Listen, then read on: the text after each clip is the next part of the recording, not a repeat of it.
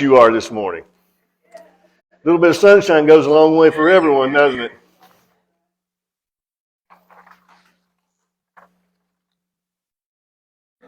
And I thank you for your advice that you gave me the last time on the yoga thing. We took it to heart, which didn't take me long to take it to heart. I didn't want to do it anyway.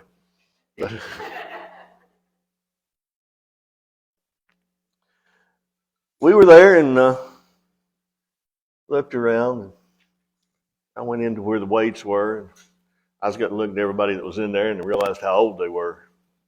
I'm like, you got to be kidding me. What am I doing with all these old people that's working these, in here and stuff? And it dawned on me that there was mirrors on the wall and I was the only one there.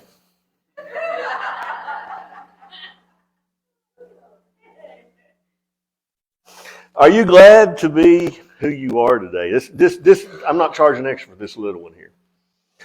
Are you glad to be who you are today? Are you glad to be who God's created you to be and doing the things that God has in your life and working in His way and working in His will? Well, just a thought. How much do you concentrate on that during the week? Or is it more you think about the negative things that's wrong with you and in your life? And how that slows you down sometimes. It did me. Really did me. I started thinking of who God made me to be. Who He created me to be. And the more I concentrated on that, the realization that I'm fearfully and wonderfully made. And when God does that in your life, the negatives don't mean as much because He can handle those. He'll show you what you need to work on. And that's a little, we chased that rabbit for a little bit, but it's just something I felt like somebody needed this morning. Maybe it was me. I don't know. And of course, you've seen them before, but I knew I was coming to minister today and do a message, so I wore my holy jeans. Two reasons I wore that. When I was a little kid, I had a lady in church that sat in front of Mom and Dad. And she would always turn around and tell Mom how I wasn't dressed well enough that Mom could dress me better. But she's passed on, and I wear my holy jeans just to spite her. Don't you think ministers don't have emotions too? Anyway, it's good to be here. It's good to be with you this morning. Glad I am. And I'll talk about preparedness today. How prepared are we? We all know that life's not always throwing good things. That's life because we have an enemy that's the prince of the principalities and the prince of the air. And he's going to try to come in between us and our relationship with Christ any way he can. The one thing we hear so much about is he can't take you because you already belong, but he can sure hinder your worship and what you do. So remember that as we look at Ephesians 6, 12 through 19. And we've heard it so many times, but I want to add a little bit to it today that may help us a little bit along the way. They told me that was my job, to help people along the way. And considering we used to be called, before we were called Christians, we were called in the way, I'm really going to help people be in the way. Finally, my brethren, be strong in the Lord and in the power of His might. Put on the whole armor of God, that you may be able to stand against the wiles of the devil. For we do not wrestle against flesh and blood, but against principalities, against powers, against the rulers of the darkness of this age, against spiritual hosts of wickedness in the heavenly places. Therefore, take up the whole armor of God, that you may be able to stand within this evil day, having done all to stand. If you've taken the armor of God, then you've done all you can do to stand, because it covers every aspect and every inch of your body. How we use it, how we understand it, is sometimes where we fall short. We see and I grew up with this in the church I was in because there was a lot of people like me, or let's put it this way, there were a lot of older people that was there. And I didn't want to get that way to teach in that fashion, but they all, it was always 13 or 14 flannel board. And flannel board got to a point where it didn't mean anything to me after I grew up. I wanted to know, and that's what started my journey. So we understand where Paul's coming from when he's talking about the armor of God. We understand the time he was living in, and the time he was living in was the Roman Empire. How did they become an empire? Well, their military was the best. I mean, there was no one. They weren't defeated. They didn't know what defeat was. Their armor still works today. It's still used today in places. So it goes on in 14 to tell us here, stand therefore, having girded your waist with truth. Now, Roman armor would gird their waist with a belt that wide, and it had straps that come down for protection. This was either made of leather or metal.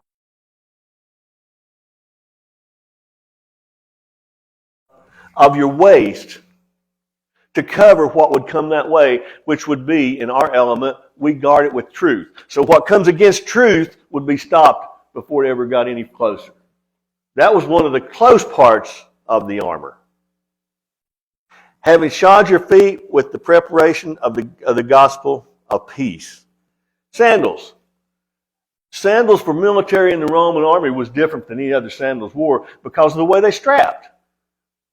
Their soles were thicker, the straps were tighter, and went a little higher, which would give them more traction, which would give them more, can't think of the word I was going to use, but it gave them more oomph. Let's just use that. Yeah, they had more stability, they had more. Anyway, you know where I'm going with that one, right? I'll make sure everybody knows where. Okay. Huh? Yeah, it gives them that extra boost because, well, anytime you strap your legs down or put something like, I wear the pressure things every now and then, it seems like it's got more, I can gain more from it. Well, that's the way the straps did their legs. And because of that, you could actually walk longer. And they did a move that's called, and this ain't dancing, folks, you don't picture that, but they called it double step. Some people call it a two-step. That's why I said dancing, it's not. A double step is moved with this tightness to where you're able to go faster but not get as tired. I hope y'all are picturing what I'm doing here. They put on a breastplate of righteousness. Now the breastplate, I'm going to use specifically, not Pacific, that's on the other side of it. Specifically, the breastplate. That's what I want to tell about. The breastplate for the legionnaires, we'll use those because they had 3 or 4 different ones, but the legionnaires was their main army. It was strips of metal. It wasn't knights in shining armor. It wasn't barbaric leather. It was strips of metal. And it didn't provide a lot of, there we go. It didn't provide a lot of protection. It was thin. More than aluminum, but less than steel, because you couldn't move a lot then. Most of them were, they didn't ride horses. The cavalry's only one. So they did a lot of marching, in other words. They did a lot of walking, in other words. So this would go down the back and the front. And that didn't offer much protection. You'll see why in a minute. The shield of faith, which you will be able to quench all the fiery darts of the wicked one. Shield of faith is where their protection came from. It wasn't this armor that's close to them. It wasn't their personal armor. It was the shield. See, each of the armors could protect each one individually, small amount. The shield would actually come from maybe about right here to the ankles. And they could use it 2 ways. You can use it forward, or you can use it overhead. Now I want you to picture a lone soldier with that shield. You use it forward, the fiery darts coming this way, or if they're throwing them from above, or if they've got the archers and they're coming in this way, you've got this way. But what happens? If you're holding it this way, what happens if it comes in here? If you're holding it to block those, what happens if it comes in here? That don't make much sense when you think that's a shield of faith, does it? How's it going to protect you if this this enemy is fighting against you, and he's looking for your open spaces. I'll show you in a minute. You know why? Because those shields were alike. And when they teamed up in a platoon or a company or a unit, a battalion, a regiment, they were able to put those shields side by side together and make a formidable wall in front. And the ones behind them would lift their shields and lock it over them. And guess what? You've got a human tank. One of the big ways that they won their battles, because you couldn't get through. And what is that telling us when we talk about our shield of faith? We each have a certain amount of faith. He gives us a certain, does the Bible not tell us that? That we're each measured a certain measure of faith, that we're each given a measure of faith? Well, what happens when we put our faith together? What happens when we meet like on Sabbath mornings? What happens then? We're putting our faith together to come in a certain belief and a strong belief in the one that we follow and we serve, our leader, just like they did when they followed their generals. If he wants to shoot up here, well, some of us will cover here, some of us are trained to cover here. And we move forward, which I'll show you another point in a minute. I want you to picture this as your spiritual walk. Your individual walk and your walk with each other. That's what we're really looking at today. The sword of the Spirit, which is the Word. They all had swords. They were all the Roman armor, their helmets and everything, were symboled. There you go. And with this, you have a sword that is sharper. And if I really go into this, I will sometime. The sword that we're using is sharper than any two-edged sword. And they say two-edged sword because that was a barbarian sword. They were the ones you see when you watch Conan and those that are this tall and this broad. And it takes Schwarzenegger or somebody like that to even swing it. But that's the barbaric sword which chops, blunts, travels, tears apart. Their sword wasn't like that. Their sword was sharp. It was almost like a scalpel type. And when they used that sword in permanent battle, the strike was easier. It would do more damage with one strike than the other trying to blunt. When they put those swords together, they would use them. It was almost unstoppable.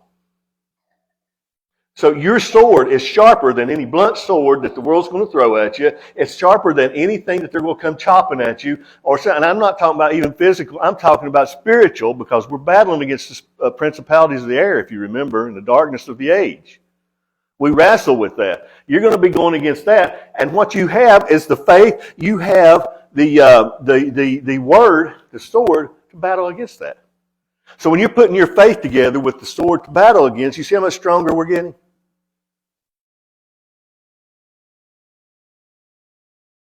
Helmet of salvation.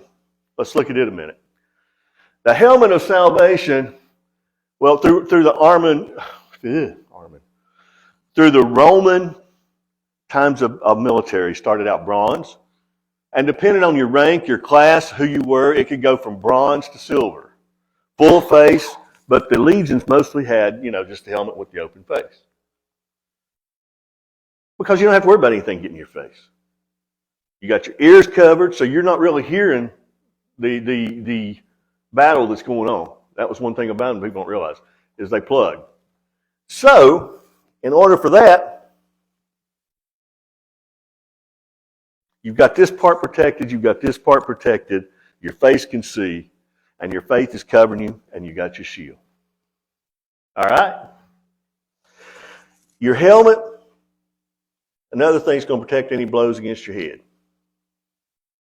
And if you all are like me, I end up bumping my head more than I do getting hit in the head, because I'm doing it myself. And you tend to laugh, but that was another reason that Roman legionaries wore helmets. It was any time in battle that if they weren't trained correctly, or the person beside you, which anybody that's ever been deployed or in military know, that you're really there depending on the one beside you and you. That's who you're there to take care of at that time. So if somebody over here don't know how to use a shield and he comes up like this, guess what? He's going to take care of the side of your head. And it happened. It can happen, and it did. Then praying always with power, supplication in the Spirit, being watchful to the end with all perseverance and supplication for the saints. Now, we're geared up, aren't we? We have our armor. We know how to wear it. We have a little understanding of what it is. The closer ones to you don't provide as much protection, but the shield of faith is what gives it to you, and you use it together. You got your sword sharp. Everybody ready to go. Prayer. Understanding the mission, understanding the cause of what you're doing and what you're wearing. Why are you wearing this? Where are you going? Who are you going to be? Who are you going to be guarding yourself against? Be prepared each day. You know how to use what you have. And that's what made a winning army with the Romans. And that's who Paul was using when he described this armor. The best armor there was, because these Romans did not know what it was to suffer a loss. You pray in the Spirit. Let the Spirit move you. Understand what the Spirit's telling you. And understand where you're going with that advice. Then go. Then go. That's the problem that I had to work on, is when given an order, you go. And my mind races like, that just don't sound right. I'm questioning that. And God says, why? Why? I told you to do it. So he tells us to go into all the world, make disciples of all men, baptizing them in the Father, the Son, and the Holy Spirit. And he's preparing us to go into the world to do that. He's given us what we need. Rome went into the world and look what they conquered. Now, we're all ready to go. We cast our care upon him because he cares for us. Real leaders care for their men and women. Real leaders care to be watchful, to be understanding. And if that don't sound like God to me, it's taken me in, I will follow him anywhere. We have a saying sometimes, depending on who it is and what leader we go, we'll go into any foxhole with certain people. The one thing to happen, and I'm going to bring this because Rome made a mistake, and I don't want us to make it. You see what all they've had. You see all the increment of their battle uniform. They made a mistake. If you've noticed, I've never said anything but one little thing down the back, and that was the thin breastplate that come around the back to hold it on. There is no back in this armor. There is nothing to protect you. That means you don't turn around and run. Because if you do, you can get hurt. God has given us everything to go on the offense, to move forward, to keep moving. And anybody that knows, when we attack, we don't stop running. If we charge into something, you don't stop in front of them, you go through them. And we've got everything. We've got the shield. We've got all that. Rome made a mistake. Rome went into a forest. 10,000 plus men went into a forest dressed in what I've told you. But they relied on what they thought. We've never lost a battle. We can handle this. There's no one in this forest. We don't have to worry. We let our guard down and we go. And we're on the other side of it, we're going to find the Germans. That's who they were looking for at the time, the barbarians. And they were going to take that land. Because they were so caught up in their own self, guess what happened? They were ambushed in the forest. The German leader, Arminius, organized a series of ambushes on a column of 3 Roman legions. Roman sources indicate that over the course of 4 days, he destroyed all 3 legions and ultimately prevented Rome from subjecting Germania east of the Rhine River. 4 days, 10,000 plus Romans were killed who had never lost a battle. These are veteran hardened soldiers. Never lost a battle. 10,000 of them in 4 days. Why? They started relying on their own greatness. They relied on nobody can touch us. Look how much we've conquered. Look where we've been. They lost sight of their leadership. They lost sight of we need each other and we need our leadership from Rome to do what we're doing. And we underestimated our enemy. They can't be in this forest. We're too good. They wouldn't hide from us here. And they lost 10,000 people because of it. Are we prepared to die to ourselves? Are we prepared to follow our leader? Or are we going to rely on what we know and what we feel safe in? Because it's not going to work when we start relying on ourselves. What happens when we reach that? We need to be sober, vigilant, because the devil walks about like a roaring lion, seeking whom he may devour. Resist him steadfast in the faith, knowing that the same sufferings are experienced by your brotherhood in the world. So we put our sufferings together. And we don't let our guard down. Be vigilant. The word says be vigilant. Be sober, because your adversary walks around like a roaring lion. When they went into this, they weren't vigilant and they weren't sober-minded. They went into this going, they ain't hiding here. We ain't worried about it. We're 4 legions strong. Ain't nobody going to bother us. And they got wiped out. If it happened for them, it can happen for us with our armor. We die to ourselves. The soldier going into combat or any situation, the one I was in, has to know that he goes into it dead. He dies to his beliefs, his feelings, and his emotions, because he can't put those on the line because there's a battle. I'm going to give you 2 things. I'm getting ready to close, so bear with me for a second. My deployment, I'm going to give you 2 things from it that I learned. I learned that you have to put your feelings aside, which is dying to self. My feelings could not matter to me to get that job done at the moment. Why would I say that? Because you're in an area where houses are blowing up because of natural gas. Roads are coming up below you because they're washed out underneath, and they fall through. Some of them as big as this aisle through here. And the other is you don't know what you're going to get hit with. And I will share this. I won't share much of it, but I want to share this one with you just to show you some of the things that. What are you going to do if you keep your emotions on your sleeve in this time? And we met a lot of people who lost people in this, but we have one little girl with her mommy come through. And I don't know if she spotted me out for a reason.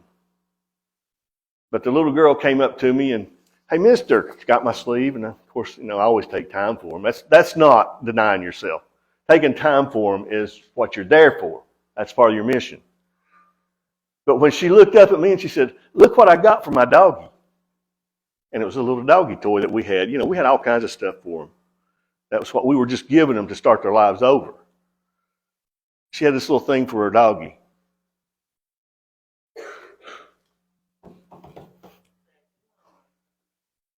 She looked up at me and said,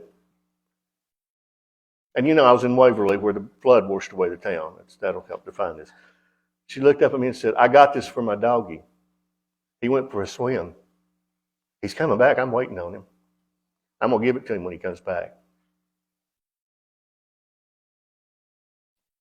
If you don't die to yourself, you're not going to be able to get through that. You're not going to be able to fend against some of the stuff that will be coming against you. And that's just one of many, I can tell you. So when you let God feel that, and you use the tools He's given you, you can stand against the wiles of the devil. You can stand against the darts that are coming with you. You work together, support each other. If it's just in prayer. We don't have to be together in this room to stand together in faith. We just have to walk it. Trust each other, but trust the head of our army the most. Use what He's given us. Just put yourself, sometimes you just got to put yourself aside.